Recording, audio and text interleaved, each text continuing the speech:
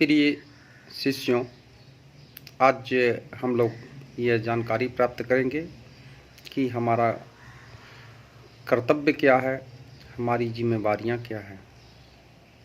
तो कल हमने आपको इसके बारे में विस्तृत जानकारी दी थी और आज मैं आपके संक्षिप्त में कर्तव्यों का और समय के अनुरूप आपकी विषय वस्तु देने की कोशिश कर रहा हूं, जो कि समय की पुकार है और ज़रूरत भी है।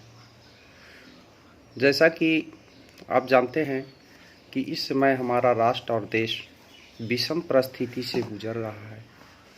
विषम परिस्थिति इसलिए कि आज महामारी के रूप में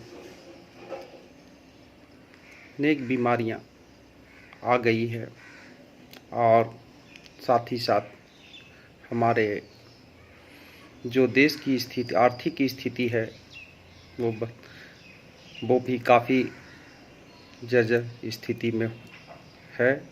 काफ़ी विषम परिस्थिति से देश गुजर रहा है। इस समय हमारी उनको ज़्यादा ज़रूरत है कि हम लोग अपने आप को स्वस्थ रखें, बीमारियों से दूर रखें, तो बहुत बड़ी उपलब्धि होगी। तो अगर हम लोग यह सौगंध खा लें कि संक्रमण को फैलने नहीं देंगे, खुद की जान बचा लेंगे, तो पूरी दुनिया बच जाएगी।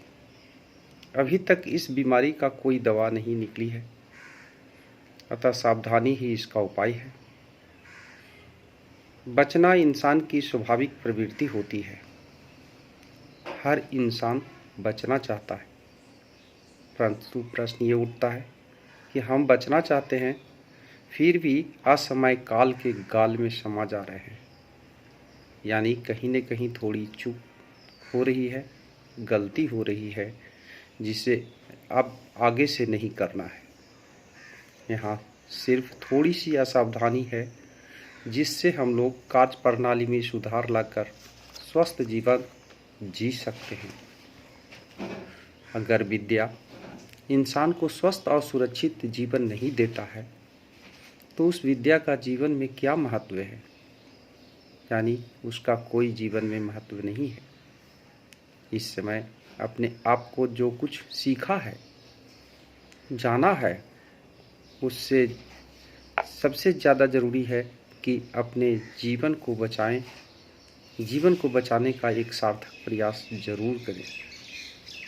तो आइए हम लोग आज से एक नया जीवन जीने की दिशा में कार्य करें। सर्वप्रथम अपने जीवन को सरल बनाएं। सरल जीवन का मतलब है अपनी आवश्यकता को कम करना। जीवन के लिए जो सबसे ज़्यादा ज़रूरी है, उसे पहले करना। ईश्वर ने हर व्यक्ति को सुंदर और स्वस्थ शरीर देकर इस जहां में भेजा है, लेकिन शरीर को हम सुरक्षित नहीं रख पाते हैं, रोगों का घर बना करके छोड़ देते हैं। खाना भी, भोजन भी हमारे शरीर के पाचन के तंत्र के अनुरूप नहीं हो पाता है। हम वही खा लेते हैं जो शरीर को पचने में दिक्कत होती है, और अगर खाना सही रूप से पच जाए और शरीर से विकार बाहर निकल जाए, तो बीमारियां नहीं होगी। याद रखें कि जब कोई आपका सामान लेकर बर्बाद कर, तोड़ ताड़ कर अगर आपको लौटाता है, तो क्या आप सामान लेंगे? निश्चय ही नहीं लेंगे। बोलेंगे उस सामान को जैसे मैं दिया था वैसे करके लौटाओ। अब जरा सोचिए कि परमात्मा ने आपको तो सुंदर काया और शरीर देकर इस जहां में भेजा था, और आपने उसे जर्जर और बीमार ग्रस्त शरीर लौटाने जा रहे हैं। क्या वो शरीर को स्वीकार करेगा? क्या खुद के साथ बेईमानी नहीं है? अगर आप इस पर विचार करेंगे तो खुद पर ध्यान देंगे, और खुद पर ध्यान देंगे तो निश्चय ही जान लीजिए कि आपका शरीर स्वस्थ होगा। सुबह प्रातःकाल उठकर आप मेरे वीडियो को देखकर सरल आसन जो मैंने आपको बताया है नियमित रूप से उसे करना है। सफाई पर ध्यान देना है, सफाई सामाजिक दूरी बनाए रखना है और मुंह पर मास्क ज़रूर लगाए रखें ताकि आप और या दूसरे के द्वारा संक्रमण जो है अगर वो फैलने ना पाए। कोशिश ये करना है कि संक्रमण हो ही नहीं, हम संक्रमित नहीं होंगे, इसके लिए हम दृढ़ संकल्प लेंगे। आज से हम ये का सौगंध खाएंगे कि हम किसी भी कीमत में किसी भी व्यक्ति के पास 2 मीटर से कम दूरी पर बातचीत नहीं करेंगे, मुंह पर कपड़े लगा कर रखेंगे और सब अपनी सफाई पर नित्य प्रतिदिन ध्यान रखेंगे। यूँ तो आप आते हैं तो आपके हाथ को मैं साबुन और पानी से धो लाता हूँ और मैं ये कहता हूँ कि यहाँ से आप जब जाते हैं तो अपने कपड़े को उसे सर्फ पानी में साबुन पानी में ज़रूर धो दिया करें। आपको इस क्लास में सामाजिक दूरी रखते हुए या देख रहे हैं कि आपके सामाजिक दूरी रखते हुए इस कक्षा में आपको मैंने बैठाया है। तो यहाँ तक के कंपनी का भी उद्देश्य है कि आपसे स्वस्थ और सुरक्षा की आशा करता है।